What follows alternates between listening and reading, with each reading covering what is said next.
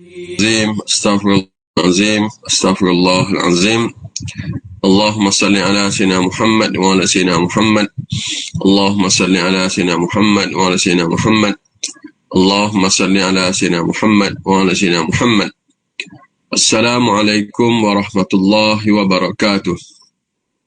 Bismillah walhamdulillah wassalatu wassalamu ala sayyidina Rasulillah sallallahu alaihi wa ala alihi wa man tabi'ahu wa nasarahu wa walah wa ba'. Rabbi syrah lana sudurana wa yassir lana umurana wahlul 'uqdatan min alsinatina yafqahu aqwalana.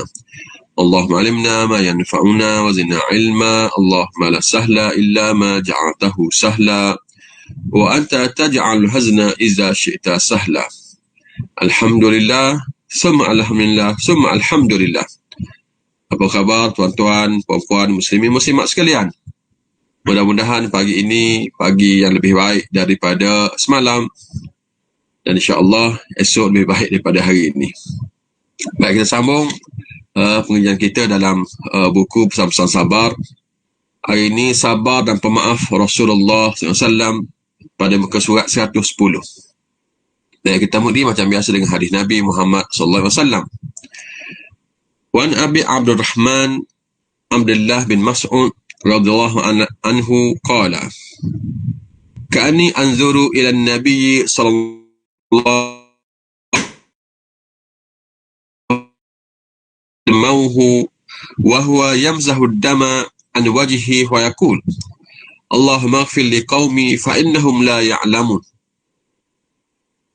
Dan daripada Abu Abdurrahman Abdullah bin Mas'ud radhiyallahu anhu katanya, seolah-olah aku melihat kepada Rasulullah sallallahu alaihi wasallam menceritakan seorang nabi, yakni Nabi Nuh alaihi salam, daripada sekalian nabi-nabi alaihi salatu wassalam.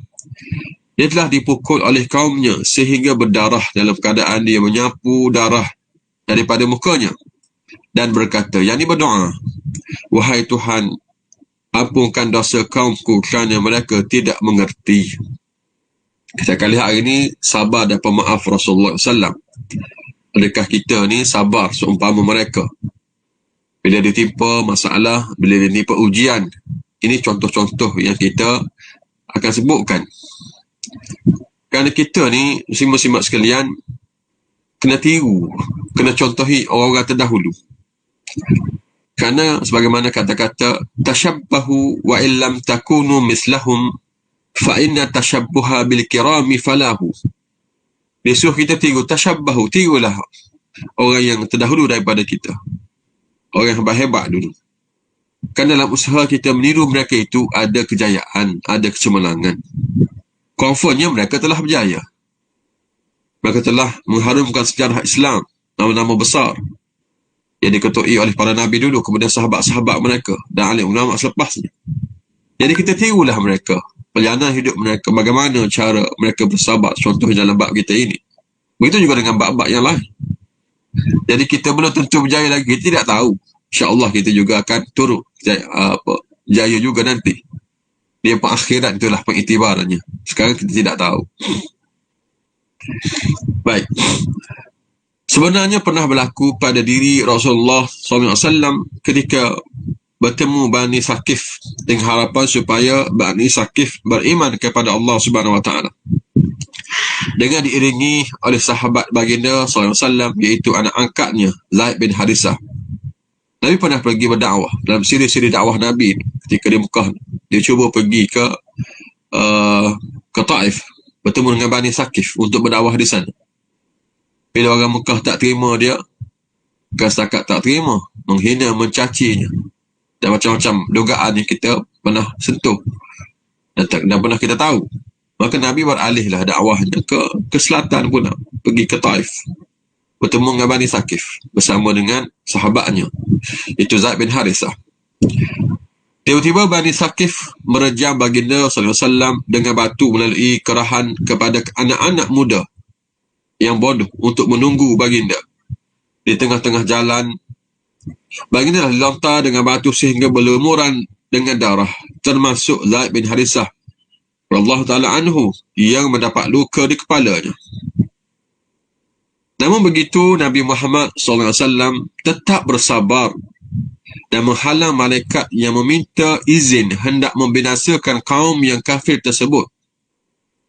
Baginda SAW bersabda kepada malaikat itu, "Bal arju an yukhrijallahu min aslabihim man ya'budullaha wahdah la yushriku bihi syai'a." Tidak perlu dihempak mereka dengan bukit.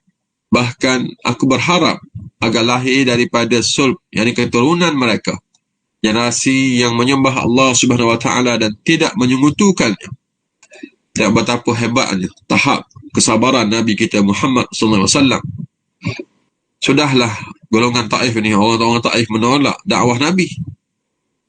Kemudian disakiti Nabi pula, dicaci cerca, disakiti tubuhnya, dilontar dengan batu. Sehingga malaikat datang beri tawaran kepada Rasulullah, bagi tawaran. Kalau Rasulullah mahu, dia boleh musnahkan penduduk Taif. Dia boleh musnahkan Bani Saqif. Malaikat nak angkat aja dua biji bukit ni, campak atas kepala mereka semua, biar mereka musnah, mati semua, senang. Kalau kita lah, kalau tawaran begitu datang kepada kita lah, pada Israel contohnya, atau pada mana-mana orang yang tak setuju dengan kita ni, bolehkah kita bersabar macam Rasul? Ataupun kita buatlah malaikat ikut mula, biar musnah habis, mampu habis. Itu kita tak ada sifat sabar. Kita asyik nak balas, nak dendam je, nak hukum orangnya. Itu kerja kita. Tapi orang yang sabar macam Nabi kita Muhammad SAW, tak apalah, biarlah, bersabarlah. Dan Nabi sendiri masih mahukan sesuatu yang lain, walaupun dia tak terima, walaupun mungkin mereka ini, ayah-ayah mereka tak, mungkin anak cucu mereka akan terima nanti, suatu hari nanti. Dan berlaku sungguh apa yang didoakan oleh Nabi itu. Nabi nak anak cucunya, orang kemudian akan beriman. Kan selepas pembukaan kota Mekah tu, akhirnya mereka beriman juga. Dalam peristiwa yang lain, ketika perang Uhud, terdapat sebuah pasukan yang ditugaskan oleh Nabi Muhammad SAW untuk mengawal bukit. Bukit itu sangat strategik untuk menjaga tentera daripada diserang oleh musuh dari arah belakang. Itu peristiwa perang Uhud dalam tahun yang kelima Hijrah. Dalam tahun yang ketiga Hijrah sebenarnya. Bagaimana Nabi telah bahagikan temukan ketenteraan itu, bahasa depan juga ada bahagian tentera pemanah diletakkan di atas bukit Jabal Ainain ataupun Jabal Roma sebagai benteng pertahanan yang kuat. Dan Nabi pesan supaya mereka jangan turun, apa yang berlaku pun jangan turun ke bawah. Apabila tentera musuh sudah berjaya dikalahkan pada peringkat awal dan tentera Islam mulai mengejar pada musuh, tiba-tiba mereka yang mengawal bukit meninggalkan bukit kerana ingin turut serta memungut dan mendapatkan harta-harta yang ditinggalkan oleh musuh. Tapi mereka ingkar pun dengan ijtihad, dengan takwil mereka, bukan kerana nafsu sangat. Kerana mereka fahamnya peperangan sudah tamat. Yang Nabi sebut tadi itu, kalau peperangan masih berlaku, mereka faham begitu. Nabi dah pesan jangan turun apa pun sehingga dipanggil, sehingga diarahkan untuk turun. Jadi mereka faham nasihat Nabi itu, arahan Nabi itu, kalau peperangan masih berlaku sekarang, peperangan sudah tamat, musuh-musuh sudah lari, jadi bolehlah turun. Mereka turun sama untuk mengejar untuk memungut harta rampasan perang itu. Mana mereka telah tidak patuh kepada arahan Nabi. Mereka telah terleka ataupun derhaka akan perintah Nabi Muhammad SAW sebagai ketua mereka. Sedangkan Rasulullah SAW sudah berpesan supaya jangan tinggalkan bukit tersebut. Apabila musuh melihat bukit yang merupakan lokasi penting sudah ditinggalkan, lalu bala tentera berkuda musuh menawan bukit dan menyerang tentera Islam dari arah belakang, sehingga menyebabkan tentera Islam dikepung. Jadi Khalid Al-Walid, ketua pasukan berkuda, pasukan Quraisy ketika itu, dia ni seorang yang pakar dalam medan pertempuran. Bila dia lihat Bukit Ainan atau Jabal Rumah ni kosong, tak ada lagi tenteranya, melainkan ada yang saki-bakinya. Jadi dia naiklah menguasai bukit dan serang daripada belakang, akibatkan kelang kabutlah tentera Islam. Nabi Muhammad SAW yang berada di markas juga dikepung oleh dan para sahabat mengelilingi baginda SAW dengan menjadikan belakang masing-masing sebagai perisai daripada panah dan lembing yang dilontar oleh musuh. Sehingga kan baginda SAW akhirnya terkena juga serangan senjata musuh, mengakibatkan pipinya berdarah. Nabi Muhammad SAW telah lontar dengan batu hingga patah satu batang gigi baginda SAW. Muka baginda pula luka hingga darah mengalir di atas muka baginda yang mulia sambil bersabda, "Kaifa yuflihu qaumun khaddabu wajha nabiyyihim biddam wa yad'uuhum ila rabbihim?" Bagaimana boleh berjaya satu kaum yang telah mengalirkan pada wajah Nabi mereka dengan darah, sedangkan baginda yang telah mengajak mereka ke jalan Tuhan, ke jalan Allah Subhanahu Wa Taala. Itulah Alhamdulillah. Itulah muslimin-muslimat sekalian. Nabi mengadu kepada Allah Subhanahu Wa Taala berhubung dengan perkara ini. Bagaimana mereka ni boleh menyakiti Nabi, melukakan Nabi, mencederakan Nabi, sedangkan Nabi ni siapa? Nabi membawa risalah, membawa mereka ke arah nak suruh mereka ni menjadi dalam jalan yang benar. Mereka berada dalam kegelapan, nak pergi kepada cahaya. Tapi apa hasilnya? Hasilnya Nabi ditentang, Nabi disakiti, diancam, nak dibunuh, dan macam-macam lah yang kita tahu. Jadi sebenarnya itulah hasil perjuangan dalam menegakkan Islam, hasil perjuangan kebenaran. Memang macam tu, dia menjadi fitrah begitu. Dia bercanggah dengan kehendak musuh-musuh. Kehendak musuh syaitan, kehendak musuh yang tidak Islam, yang jenis orientalis, yang jenis golongan komunis dan macam-macam lagi lah. Dia memang mencari pasal. Dia tahu Islam ni tidak salah. Dia tahu Islam ni benar. Dia tahu sebenarnya. Tapi sengaja mereka nak menghancurkan, musnahkan Islam untuk menzahirkan ideologi mereka, pemikiran mereka. Mereka nak menang. Sebab tu kita walaupun di pihak yang benar, kita kena faham bahawa kita sentiasa bersabar. Itulah dia ujian kebenaran. Sebab tu fadilatnya besar, kelebihannya besar berada dalam kebenaran ini, dalam menegakkan Islam. Hasilnya besar sekali kerana cobaan-cobaan yang kita akan hadapi. Baik, pengajaran daripada hadis ini, para anbiya bersabar dan menahan kesakitan menimpa tak kala berdakwah dan umatnya bagi menggapai keredaan dan rahmat Allah Subhanahu Wa Taala. Tengok para nabi sejak dulu kala lagi, bila cerita pasal nabi, sentiasa akan ada saja ujian, dan mereka bersabar dan mereka luluh dalam kesabaran itu. Mereka sentiasa lulus. Ada sahaja ujian-ujian yang Allah kenakan kepada mereka sebab mereka tu nabi. Kita dah sebut dulu, semakin kuat iman kita, semakin kuat ujian. Semakin lemah imannya, semakin kurang ujian. Jadi penentu berat ataupun ringan ujian bergantung kepada iman kita. Dia boleh jadi sekarang ni iman kita dah mula kuat, Allah uji kita dengan lebih sikit dengan masalah COVID, kena PKP, kita dah mula kuat imannya, Allah cuba uji. Jangan pula dengan ujian kita tewas, kita kalah. Jadi Allah uji kita itu untuk menguatkan iman lagi, bertambah lagi iman kita. Tiba-tiba kita kalah, baik tak payah ujian. Jadi itu kalau uji takut jadi bala macam mana? Kita khawatir juga. Kan ujian ni, dia bala ni hak sama dari segi apa yang berlaku itu. Cuma dari segi orangnya. Setengah orang ujian bagi dia, setengah orang bala bagi dia. Tengok jenis orang tu lah. Baik, bagi orang yang ditimpa yang mendapat ujian, biarlah lulus ujian ni. Jangan kita termasuk orang yang kena bala. Asalnya kita ni diuji, akhirnya jadi bala pula kepada kita. Jadi rugilah kita. Antara akhlak Nabi Muhammad SAW ialah menghadapi kejahilan dengan maafkan dan bertolak ansur. Bagaimana pula dengan kita berdepan dengan suasana yang sama, dengan orang yang kita hadapi itu, mereka golongan yang jahil. Adakah kita nak jahil macam mereka, nak bersikap macam mereka? Tengok Nabi sendiri bila menghadapi dengan golongan seumpama ini, Nabi maafkan mereka, bertolak ansur dengan mereka dan doakan untuk mereka. Yang ni yang kurang sikit ada pada kita ni. Dan orang yang terlibat dalam gerakan-gerakan Islam, dalam perjuangan untuk menegakkan Islam ni, kita kurang sifat ini. Biasanya kita ni bila musuh nak marah kita, tak setuju dengan kita, kita doa kehancuran selalu. Kita lebih banyakkan doa, lebih banyakkan kemaafan bagi pihak mereka.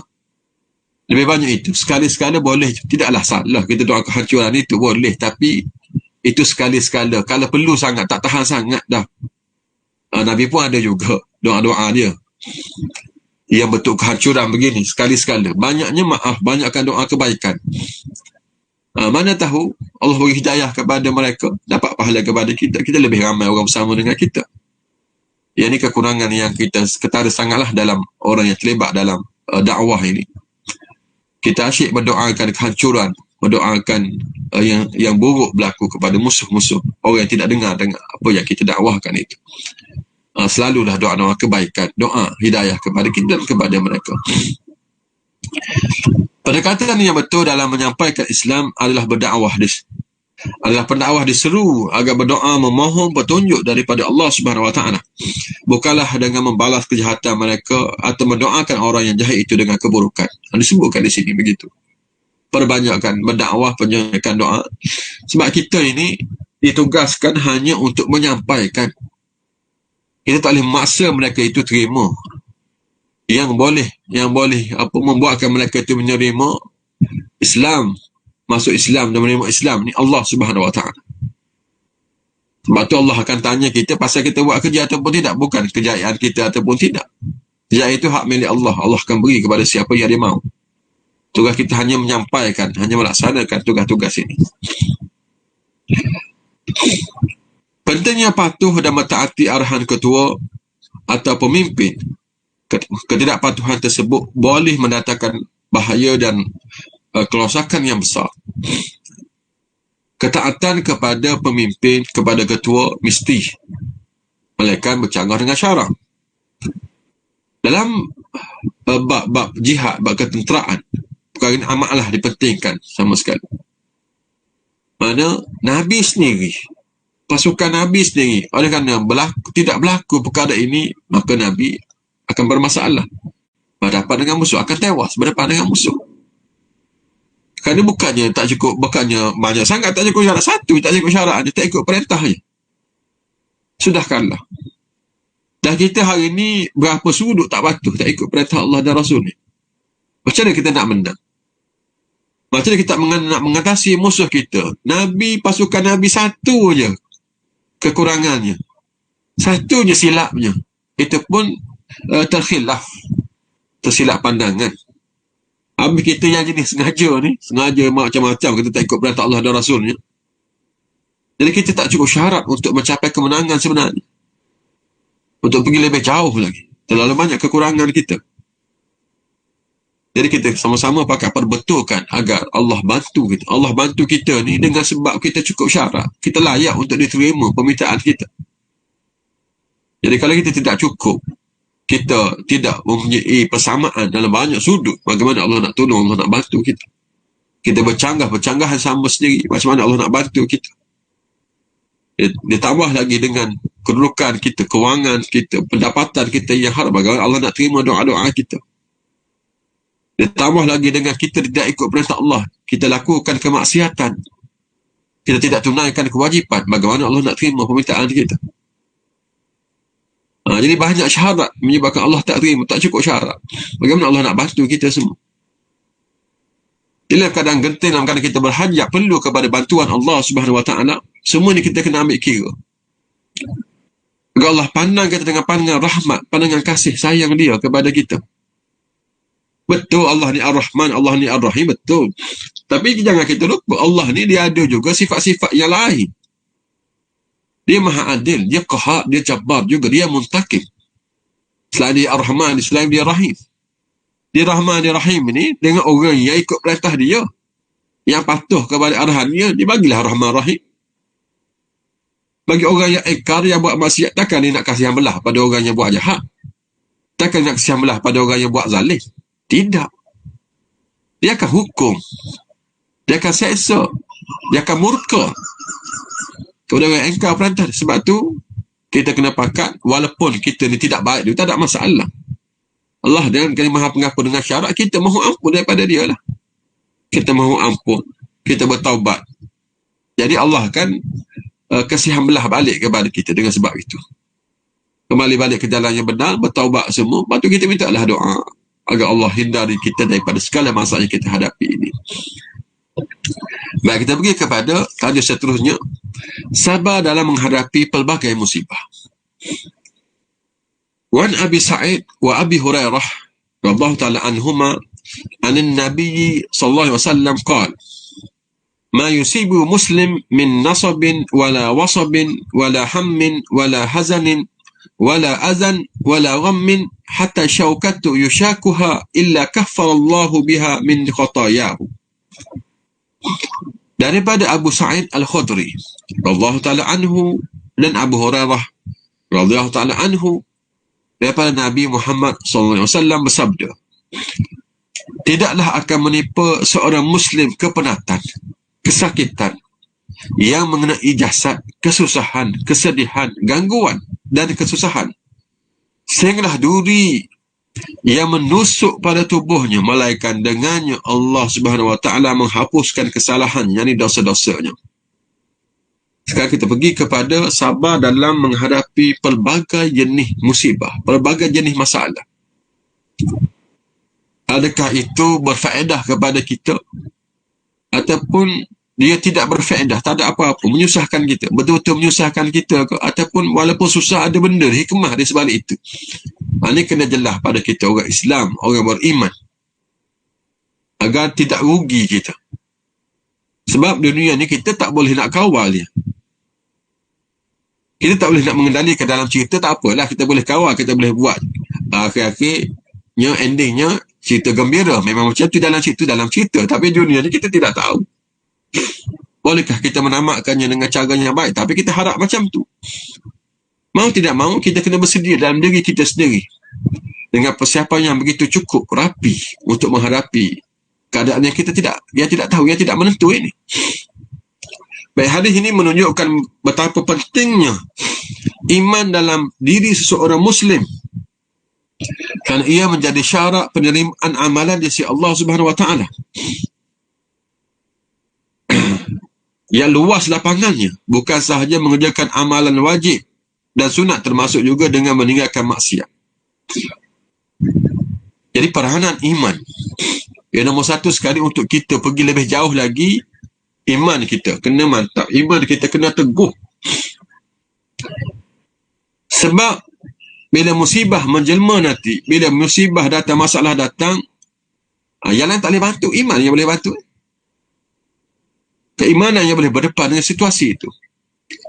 Kita tengok hari ini bunyi khabar, berita menunjukkan ramai orang bunuh diri. Sudah tentu ramai orang yang jadi gila, na'uzubillah lah. Ada orang yang tak tenteram jiwanya. Dia akan ke situ lah, mula-mula tak tenteram jiwanya.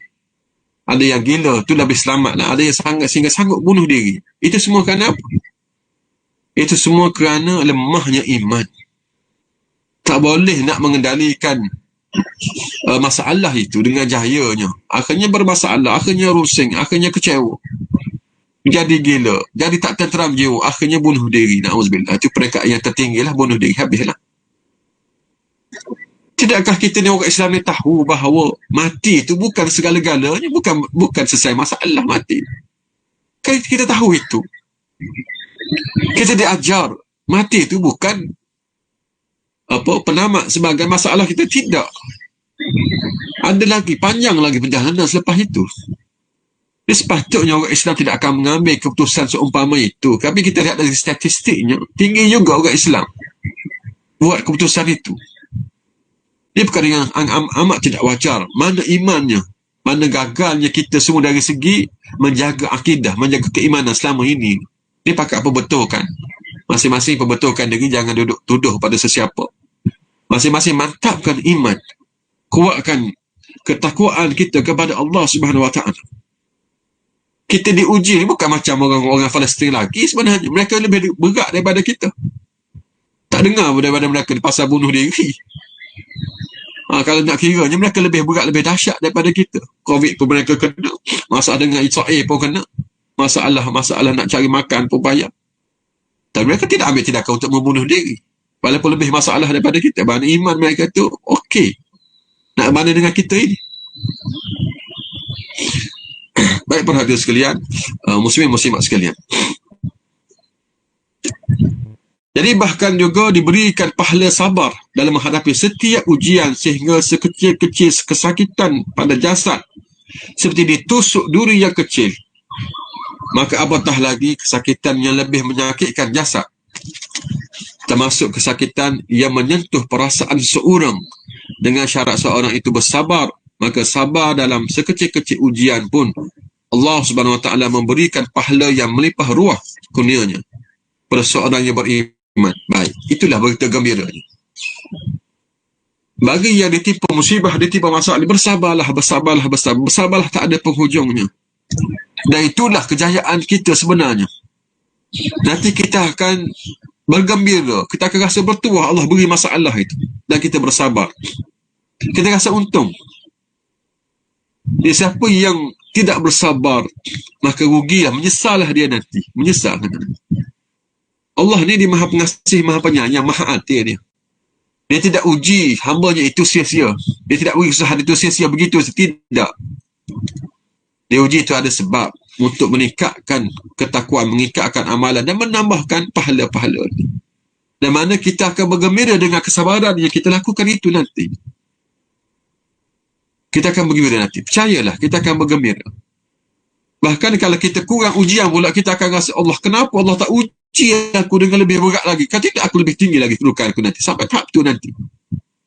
Berguna rasa manisnya waktu itu. Dan sekarang ni bagi orang yang faham, dia akan rasa manis dah. Dengan ujian-ujian yang ada itu, dia tak ada masalah. Dia okey je. Seronok je dia. Dengan sebab dia akan bersabar. Baik, sekecil mana pun masalah yang menimpa kita, ada pahalanya di situ. Ada ganjarannya di situ. Apatah lagi lebih besar daripada itu. Habis kita nak apa lagi atas muka bumi ni kan? Kalau kita gagal, tak boleh nak dapat harta yang banyak, kemewahan dunia, akhirat ada. Okey lah. Betul lah kita nak dua-dua. Akhirat kita nak, dunia pun kita nak. Habis kalau kita susah dapat dunia, dapat akhirat, alhamdulillah cukup tu. Okey lah. Kita bukan nak tolak dunia, tidak begitu. Tapi bila kita tahu bahawa habuan tetap ada di hari akhirat, sebab tu kita bersama, tak apalah. Dunia ni sekejap sahaja, bukannya lama. Sekejap sahaja, bersabarlah. Begitu juga dalam menghadapi masalah anak, sedih dan susah hati akan masalah anak. Isteri susah hati akan masalah suami, serta suami susah hati dengan masalah isteri. Contoh khusus bagi orang lelaki pula, isteri gemar berleteh, membebel bahasa kita. Seperti bercakap banyak sehingga kadang-kadang suami merasa bimbang. Kesemua hal yang disebutkan di atas amat menuntut kita untuk bersabar. Masalah apa? Memang masalah ni kita tak nak elak. Masalah dengan anak, masalah dengan ibu ayah, masalah dengan isteri, masalah dengan suami, masalah dengan jiran tetangga. Akan ada je masalah-masalahnya. Jadi bersabarlah. Kita nak anak kita sempurna, kita nak suami kita sempurna, kita nak isteri kita sempurna. Ingat, sempurna itu fil jannah. Kesempurnaan itu dalam syurga nanti. Bersabarlah dengan kekurangan masing-masing hidup atas muka bumi ini. Bersabarlah. Kalau dulu kita boleh bersabar, kenapa sekarang tak boleh bersabar? Bersabarlah sikit lagi dah saki-bakinya untuk teruskan kehidupan ini. Kesempurnaan itu dalam syurga nanti. Atas muka bumi memang tak sempurna. Masa bercinta dulu sempurna lah. Masa bercinta, masa dah kahwin, dah lama hidup, dah mula nampak lah kekurangan masing-masing. Kenapa lah aku pilih kau ni? Muka macam tepung gomak. Macam-macam cara. Aku pun sama juga. Apalah aku pilih kau ni? Muka macam tembok. Dulu tak kata apa pun. Dulu cantik je. Jadi bersabarlah. Dengan kerana pasangan kita, dengan anak kita, dengan sesiapa sahaja. Pasti kita akan bertemu dengan masalah ini. Kadang-kadang isteri menghadapi suami yang kedekut. Sebagai contoh, si suami yang bakhil dan tidak memberikan nafkah. Suami yang berang dan pemarah dan seumpamanya. Maka di sini isteri amat dituntut untuk bersabar. Pernah riwayatkan dalam kisahnya, pada suatu hari Hindun binti Utbah radhiyallahu ta'ala anha, iaitu isteri kepada Abu Sufyan radhiyallahu ta'ala anhu, datang menemui Rasulullah SAW untuk mengadu perihal suaminya. Kata beliau, "Inna Abu Sufyan rajulun syahihun la yu'tini minan nafaqah ma yakfini wa yakfi baniya illa ma akhaztu min malihi bighairi ilmihi fa'alayya fi dzaka min junah." Faqala Rasulullah SAW, "Khudhi min malihi bil ma'ruf ma yakfiki wa yakfi banik." Sesungguhnya Abu Sufyan ini kata Hindun binti Utbah. Dia mengadu pada Nabi. Dia kata, sungguhnya Abu Sufyan ini seorang yang kedekut, laki yang kedekut. Dia kata, dia tidak memberikan nafkah yang mencukupi untuk aku dan anakku. Kalaupun cukup disebabkan aku ambil daripada hartanya tanpa pengetahuannya. Adakah perbuatan itu salah? Sabda Rasulullah SAW, ambillah daripada hartanya dengan cara yang baik, yang cukup untuk engkau dan anak engkau. Yang ni biasalah, suami ni kedekut sungguh pun ada, ataupun kedekutnya ada sebab tak cukup, sebab tu dia kena jaga-jaga. Tak kisahlah kedekut sungguh ke, ataupun memang kedekut kerana nak berjaga-jaga ke. Yang pentingnya, kalau berlaku kes seumpama ini, boleh sahaja isteri ni diambil harta suaminya itu, walaupun tak bagi tahu, boleh ambil. Bukan curi, bukan maksud curi tu. Ambil pun bersebab. Sebab tu dia kata ambil dengan cara yang baik tadi. Kerana tak cukup nak beli alat-alat dapur, tak cukup nak menyara keluarga, tak cukup. Suami jenis kedekut. Maka bolehlah si isteri ambil. Bersabar dulu. Bersabar dengan kerana itu. Kerana Tuhan buat kita tak sama. Ada orang pemurah, ada yang sudah ada yang kedekut. Ada yang kedekut sangat-sangat. Jadi masing-masing kita itu dilengkapi dengan pasangan kita, dengan orang lain. Sebab tu kita ni kena berkahwin, kena bergabung agar berlaku kesempurnaan sesama kita ni. Kekurangan itu ditampung oleh kawan-kawan kita, rakan-rakan kita, pasangan kita. Jadi sempurnalah kitanya, kehidupan kita sekeluarga ni.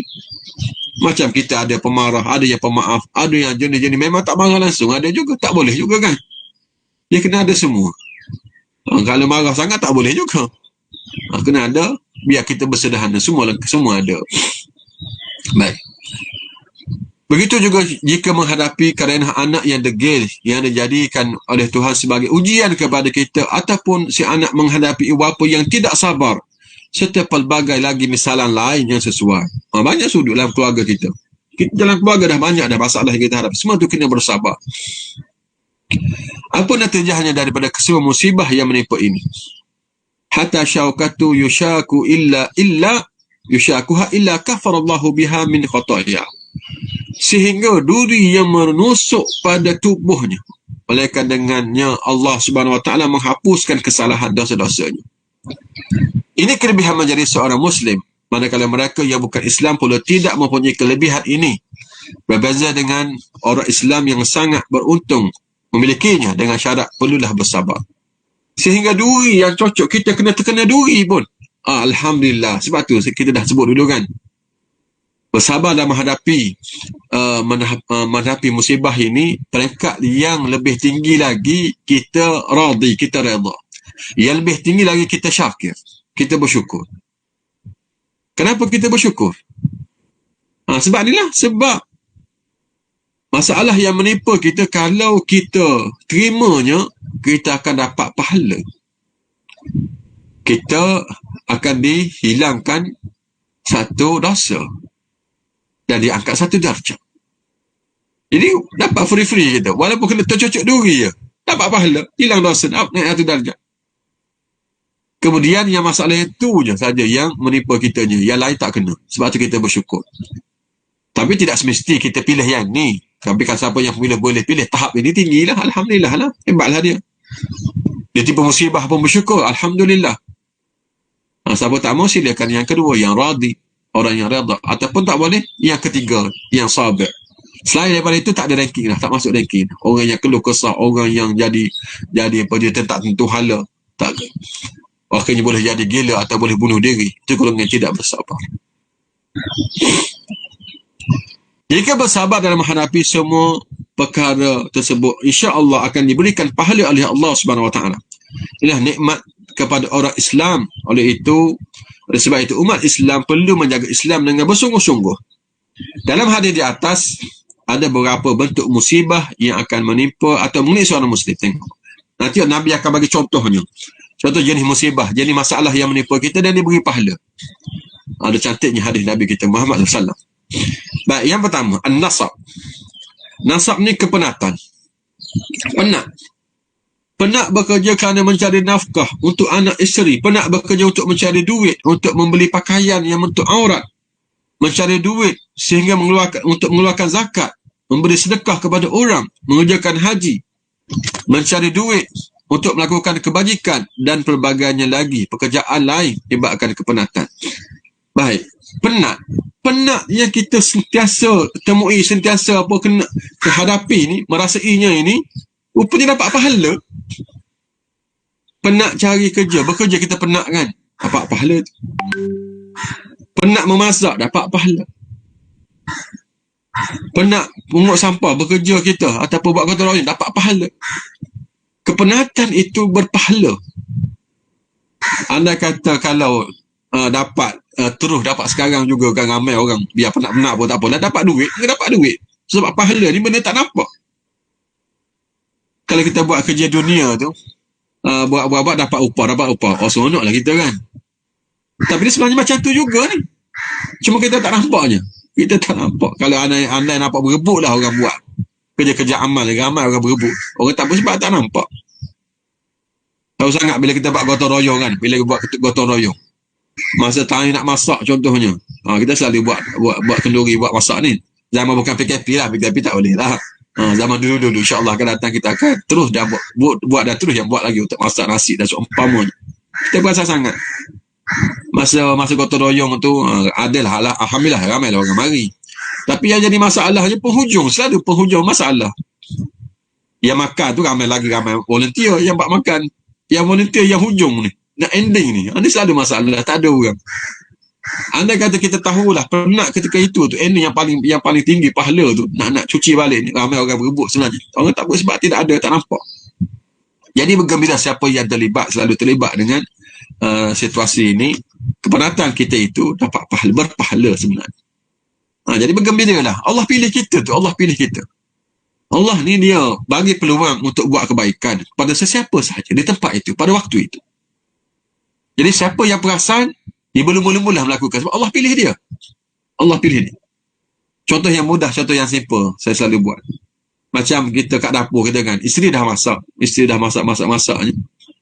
Jadi dia nak rehat lah. Bila dah makan tu nak rehat lah. Pula harapnya suami yang basuh pinggannya, harapnya anak-anak basuh pinggannya. Tiba-tiba suami pun dah makan tak pinggan, pergi tengok WhatsApp, duduk tengok WhatsApp kat sofa. Anak pun sama, tak apalah, ayah basuh lah, anak pun sama. Jadi siapa yang basuh? Isteri juga yang basuh. Jadi bagi siapa yang perasan ketika itu Allah dah buka peluang untuk buat kebaikan waktu itu pada semua ahli keluarga. Tengok siapa yang terbaik, siapa yang faham perkara ini. Ni Allah buka pintu kepada semua orang. Aku pilih, aku pergi basuh, dia yang terbaik. Kalau tidak, isteri pula lah yang basuh pinggan. Dia pun juga, dia dah masak, dia basuh pinggan pula. Baik, itu dah sikit letih, penat pun ada pahala. Kemudian wasab, kesakitan. Sakit pun berpahala juga. Seperti demam, selsema, batuk, pening, luka, digigit nyamuk dan sebagainya. Demam denggi, sekarang ni musim denggi. Sakit COVID, sakit semua PKP ni, semua kesakitan itu berpahala, dapat pahala gitu. Free dapat pahala sebenarnya itu. Tapi janganlah pergi cari. Kalau macam tu, saya nak cari sakit lah, minta lah nyamuk gigit saya. Janganlah begitu, sabar suruh. Rezeki jangan dia tolak, musuh jangan dia cari. Tapi bila dia datang itu, kita hadapilah dengan sabar.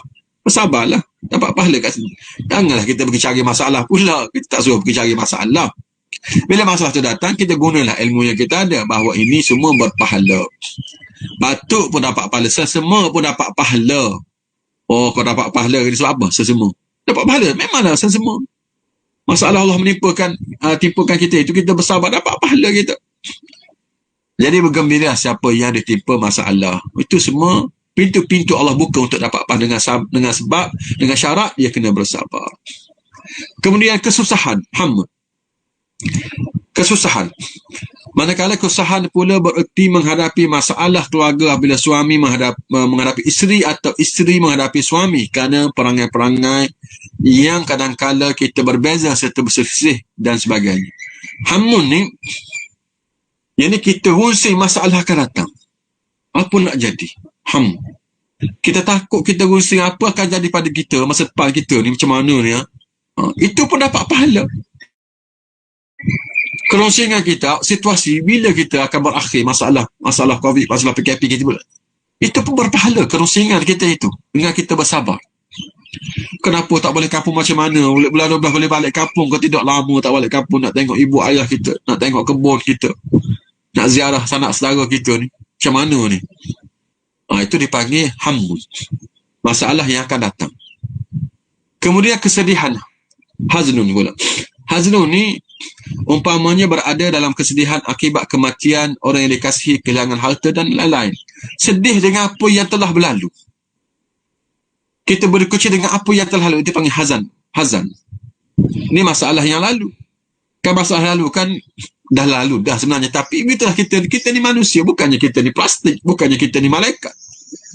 Yang kita akan bersedih, kita akan rasa Allahu sedihnya, kepilunya dengan apa yang berlaku pada kita tu kan. Itu dipanggil hazan. Jadi hazan, sedih kita, kalau kita bersabar dapat pahala juga kita. Bersabarlah dengan apa yang telah berlalu itu, yang telah berlaku itu. Kemudian kesakitan, azab. Azab ni misalnya wujud benda yang menyakiti hati kita seperti orang mengata, memfitnah dan sebagainya terhadap diri kita. Azab lebih umum daripada semua apa yang kita bahaskan di sini. Semua jenis masalah yang menimpa kita. Sama ada penat ke, sama ada sakit ke, sama ada sakit hati ke, itu semua adalah azab. Fitnah ke, semua itu azab dipanggil. Tak ada yang menyakiti kita. Kita bersabar juga di sini. Bersabarlah di sini. Kalau kita tak boleh nak kawal hati orang, tak boleh nak kawal mulut orang, dia akan kata kepada kita, dia akan hina kita, tak apalah, kita bersabarlah. Dan yang akhir sekali ialah ghammun. Ghammun pun kesusahan juga. Tengok bahasa Arab ni, kalau kita balik bahasa Melayu, semua susah.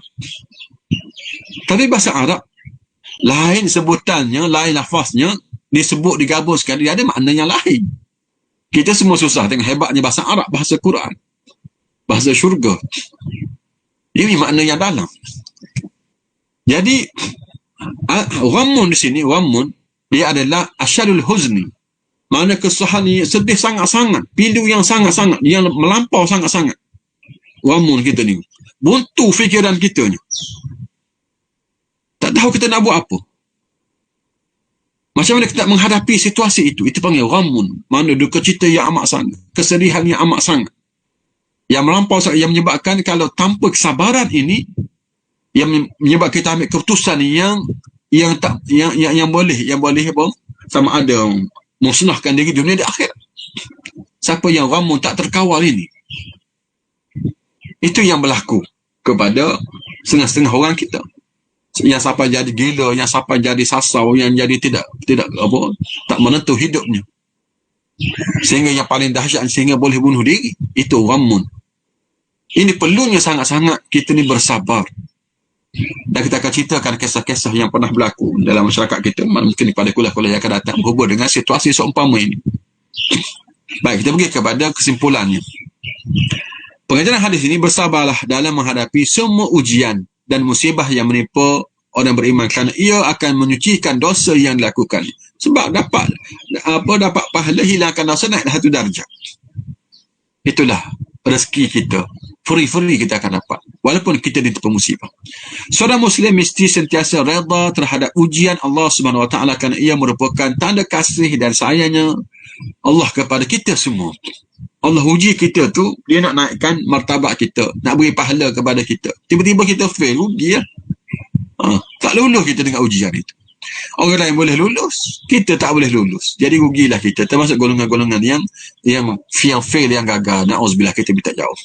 Orang bukan Islam tidak dikurniakan pahala dengan diberikan ujian. Sebaliknya seorang Muslim yang menghadapi musibah itu lalu bersabar, maka Allah Subhanahu Wa Taala menjanjikan ganjaran pahala di sisinya.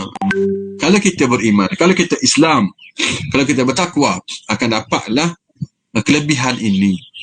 Tapi kalau kita tidak bersifat dengan sifat demikian, rugilah kita, sama macam non-Muslim. Orang Muslim tak dapat apa-apa lah sebab dia bukan Islam.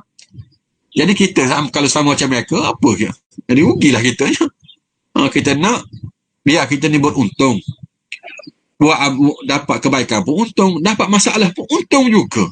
Macam mana nak untung? Dengan cara bersabarlah. Paling rendah bersabarlah. Ataupun redha, ataupun bersyukur. Itu lebih untung lagi lah. Paling kurang kita bersabar. Jadi pelik amalan orang Islam ni. Dua-dua untung. Dapat kelebihan pun untung. Ada masalah pun untung. Kalau kita tahu cara nak mengatasi, mengendalikan itu. Jadi kalau kita tak tahu, dapat kelebihan pun tak dapat apa-apa. Apatah lagi dapat masalah. Lagi tak dapat apa-apa. Dah ada masalah. Lepas tu akhirat masalah pula kita. Dua-dua masalah. Sebab tu kita kata semalam, orang macam ni orang yang rugi dua-dua. Dunia rugi, akhirat pun rugi. Tak dapat apa-apa. Jadi sekadar tu dulu kuliah kita pada kali ini. Mudah-mudahan sikit sebanyak akan beri motivasi kepada kita semua untuk terus bersabar dan terus bersabar dalam menghadapi situasi sekarang ini khususnya, dan masa-masa yang lain pada amnya. Mudah-mudahan Allah akan jadikan kita bersama orang-orang yang sabar, dan kita akan bersama dengan Allah Subhanahu Wa Taala. Wassallallahu ala sayyidina Muhammad wa ala alihi wa sahbihi wasallam. Assalamualaikum warahmatullahi wabarakatuh.